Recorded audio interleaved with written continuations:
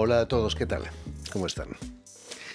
Desde el final de la Primera Guerra Mundial, el trauma de los más de 20 millones de muertos condujo a muchos artistas y también músicos a explorar la abstracción en su trabajo.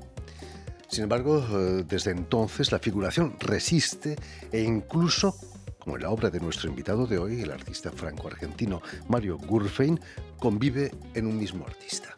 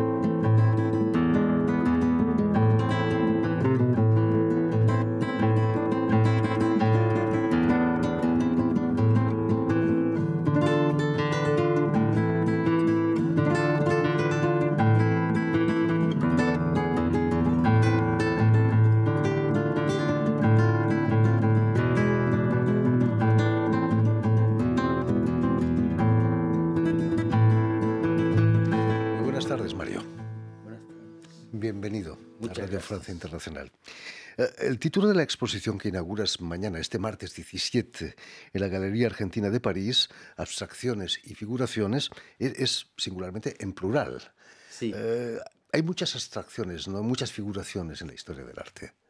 sí, yo tengo una idea, ni siquiera es una hipótesis, pero es una idea. Para mí toda la pintura es abstracta, porque hay un camino que se hace desde la cabeza a la mano y de la mano a la cabeza que lleva durante siglos a reproducir aquello que la realidad nos presenta.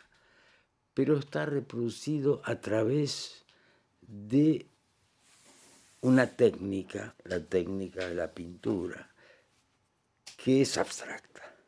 Para mí, toda la pintura es abstracta. E incluso cuando yo empecé a trabajar con mi maestro, yo le llevé para que él viera en qué estaba ciertos cartones de témperas que eran totalmente abstractos. Y de repente apareció un poco la realidad, pero es una realidad utópica, no es la realidad. Me contabas, Mario, hace unos años que habías estudiado violín. En la música también se puede hablar de figuración y de abstracción, ¿no? A Sí, partir de los años 30. es cierto, es así. Es así. Y la música que se ha inventado a partir de los años 30, como tú decías, incluso un poquito antes, puede ser considerada como abstracta, porque no hay la representación de imágenes reales, sino que es eso, es música pura. A mí me interesa muchísimo, me sigue gustando mucho, yo estoy siempre cerca de la música. Mario, es cierto que empiezas a dibujar de muy niño, con apenas 6 años, para escapar de las frecuentes disputas de tus padres. Exactamente, era la manera de no oírlos. Yo me metía debajo de la mesa del comedor, que tenía una nap, un mantel muy grande, y ahí dibujaba, y no los oía. Era tu universo ese. Era mi mundillo, sí. Y a veces mi hermana mayor me acompañaba, venía ella. Sí, mi hermana me ayudó mucho a encontrarme yo, a encontrar Importante. mi yo, que me ha permitido luego convertirme, perdón por la palabra, en un profesional de la pintura. Hablando de tus hermanos, ¿de qué modo te marcó el regalo de tu hermano mayor, el día de tu 9º cumpleaños, de un libro dedicado a Klee? eh, y, Fue la muy visi- fuerte eso. y luego la visión de sus cuadros en el Museo de Sí, Bellas Artes. sí, pero fue fuertísimo porque yo retrospectivamente recuerdo que cuando vi las reproducciones pensé, esto existe, es cierto, existe. Y para mí fue un momento de maravilla, de descubrir que alguien había hecho eso. ¿Intentaste comprender lo que quería decir Klee o te dejaste llevar por No, no traté sensaciones? de entenderlo. No, yo creo que no traté nunca de entenderlo. A mí él me llega al corazón directamente y del corazón a la cabeza. Curiosamente, hace 20 años te consagran una gran exposición en el mismo museo donde fuiste a ver la obra de Klee, ¿no? Sí, ¿Qué sentiste viendo tus cuadros, no lejos de los de Klee? una emoción muy fuerte y una especie de fierté, de orgullo tonto, infantil, pero era un cierto orgullo. Yo estoy en el mismo museo donde está Klee y Picasso y Y bueno, Goya, y Goya, ni fantástico museo. hablemos. Sí. Pero cuéntanos, ¿qué papel desempeñó Juan Batlle Planas, un artista catalán Catalán, que se sí. mudó a Argentina y que fue tu profesor, tú fuiste su alumno? Él era un hombre extraordinario. Mi padre estaba un poquito preocupado porque yo estaba en mi cuarto pintando todo el tiempo y el colegio estaba un poquito descuidado. Entonces lo invitó a Valle a almorzar a casa. Y Valle era un hombre que tenía un humor magnífico y además era muy inteligente. Y me acuerdo el menú, yo tenía 14 años, hace mucho ya de esto, pero el menú, la señora que hacía la cocina en casa había hecho arroz con menudos de pollo, una especie de De paella. pseudo paella, sí. Y estábamos comiendo y en un momento dado mi padre le pregunta a Valle, dígame, maestro, ¿usted cree que Mario tiene futuro como pintor? Y recuerdo la respuesta de Valle. Valle le dijo, Mario está habitado. Y ahí se detuvo. Y mi padre entendió lo que le estaba diciendo. Habitado y herido. Me contabas que Malraux había dicho una frase Sí, pero fantástica. eso lo descubrí después. ¿Cuál era la frase de Malraux? La frase de Malraux era, todos los artistas son niños o adolescentes que en algún momento de sus vidas son heridos por otro artista. Y luego construyen una obra tratando de cerrar la herida, cosa que es imposible. Todavía no se ha cerrado la No, herida no, que por Klee te suerte, produjo. por suerte. ¿Qué pasó para que en 1963 cogieras un barco y vinieses aquí a Europa? Bueno, quería conocer Europa y la única manera que tenía de hacerlo era trabajando en un cargo, en un barco de carga, para poder juntar dinero, porque era bien pago. En esa época el trabajo era muy duro, porque traíamos novillos en pie, novillos vivos, 2.000, 2.200, desde Rosario, en el interior de la Argentina, a Génova. Y bueno, era un trabajo duro, había que Terrible, darles ¿no? de comer, había que evitar que se peleen, porque a veces se peleaban, eran novillos, pero eran medio torillos por momentos. Y eh, perdíamos el 10% de la carga, lo cual es enorme en el camino, porque había algunos animales que hacían una fiebre intestinal y había que tirarlos al agua, Terrible. y había otros que se quebraban y era lo mismo, el mismo destino al agua. Y sucedió algo increíble, increíble, es algo que yo he vivido y que cuando lo cuento la gente trata de imaginarlo, pero no saben lo que es. La frecuencia de paso eran 2 barcos que hacían el mismo trabajo. Entonces la frecuencia de paso por las aguas ecuatoriales era bastante reducida. Y ahí es donde se quebraban o se morían de infección intestinal. Y entonces había que tirarlos al agua.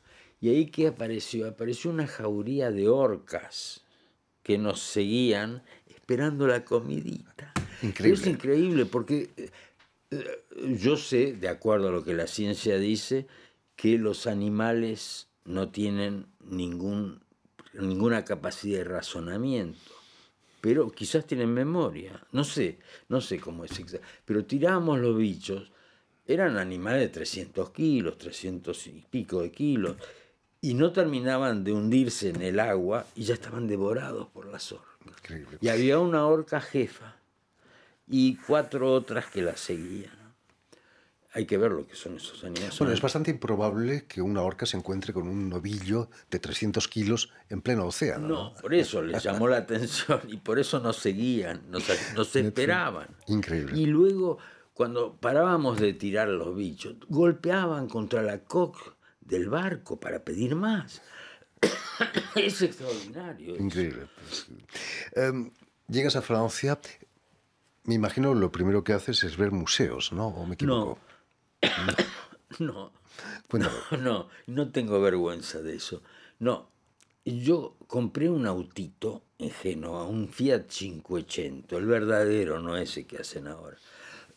Y llegué a París, donde estaba mi amigo Antonio Seguí, que había llegado el año anterior, y me recibió muy bien. Y entonces lo primero que hice, no fue ir a ver museos, era caminar por la calle. Me gustaba la calle, ver cómo vivía la gente. Y luego sí, fui al Louvre, Beaubourg no existía, el Musée d'Orsay tampoco. Y después empecé a ver galerías. Y yo era un poquito pretencioso en esa época. Había ganado 2 premios importantes en la Argentina y ya creía que estaba todo hecho. Y estaba todo por empezar a hacerse. Sobre todo aquí en París, ¿no? Sí. Claro que sí. Desde entonces vives en Francia. ¿Cómo fueron para ti los años de la dictadura? ¿Te dolía Argentina como a Unamuno le dolía a España durante la guerra? Sí, era terrible. Porque me doy cuenta que yo me autocensuraba. Pero no solo me autocensuraba para hablar, para pensar también. Fueron años muy, muy duros. Y yo he perdido amigos. Hace 2 años, no, un poquito más, 3 años creo, que estuve en la Argentina y fui a visitar un monumento donde figura el nombre de uno de esos amigos al que mataron de manera horrible. Y me puse a llorar y no podía parar de llorar y no podía alejarme de ese monumento que está en la costanera, al borde del río. ¿Qué me pasa? Y yo me preguntaba, ¿qué me pasa? Pero no podía parar. El dolor era muy fuerte, porque él además representaba muchos otros que yo no conocí, y algunos que he conocido, en fin. Esos años de dictadura fueron horribles. Mario, 7 años, es mucho. Demasiado. Mario, ¿se puede decir que tu pintura tiene el color o la textura de los recuerdos? Es muy posible, es muy posible.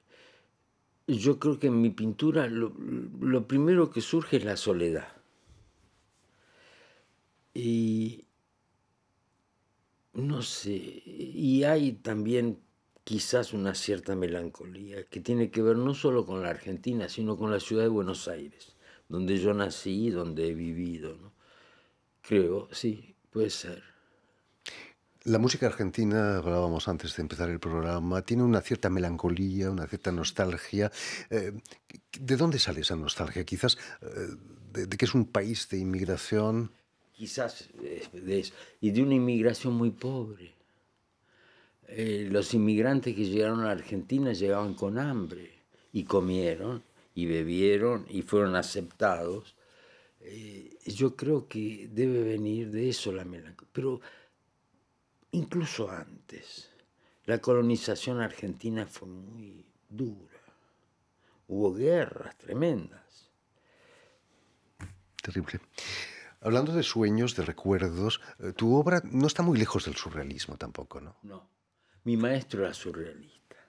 Valle Planas era surrealista y él lo reivindicaba. Y creo que, yo no sé si soy surrealista, los otros dirán, pero puede ser que lo sea, sí. Sí, algunos llaman lo que yo hago realismo mágico.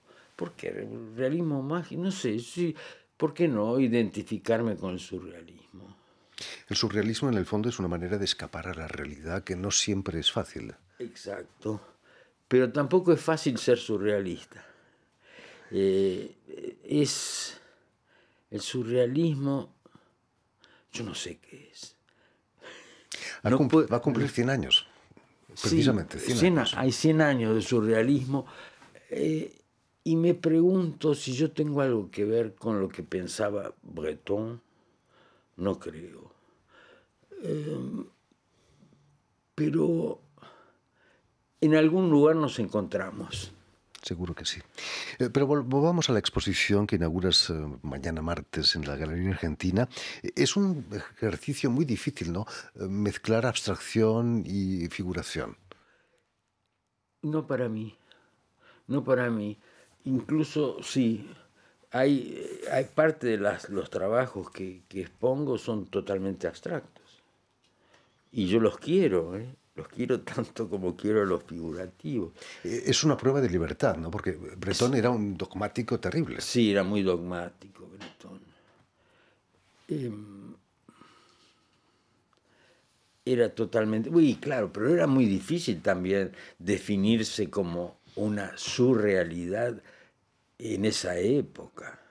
En esa época. Ahora hay una tolerancia mucho mayor a todo lo que es arte y no arte que pasa por arte, en fin. La gente es mucho más tolerante. ¿Te sorprende que el realismo haya sobrevivido? No, para nada. Sigue sobreviviendo. Hay grandes pintores, hubo hasta hace poco. El nieto de Freud, un gran pintor, Fantástico. es un gran pintor realista, no solo figurativo, sino realista. Y la realidad de él tiene una fuerza extraordinaria. Descarnada, realmente. Sí, sí. Increíble. No. En fin, pues ya lo saben, tienen una cita en la Galería Argentina, aquí en París, este martes 17 de septiembre para la inauguración de la gran exposición de Mario Guggenheim, Abstracciones y Figuraciones. Muchísimas gracias, Mario, por haber estado aquí con nosotros. Gracias a ti. Me da placer hablar contigo. Ha sido un placer compartido. Permíteme también que dé las gracias a Vanessa Loiseau y a Jan Burdelas, quienes han ocupado hoy de la realización del programa, y también saludar a nuestros telespectadores, porque también los tenemos, que nos siguen en todo el continente americano, desde Chicago hasta la Patagonia, gracias a la cadena Unión Continental Latinoamérica, que es la cadena de la OEA, la Organización de Estados Americanos, y una red que se llama TAL, que reúne televisoras públicas y universitarias de América Latina también. Y a ustedes, muchísimas gracias por su atención y les damos cita para una nueva edición de El Invitado de Radio Francia Internacional.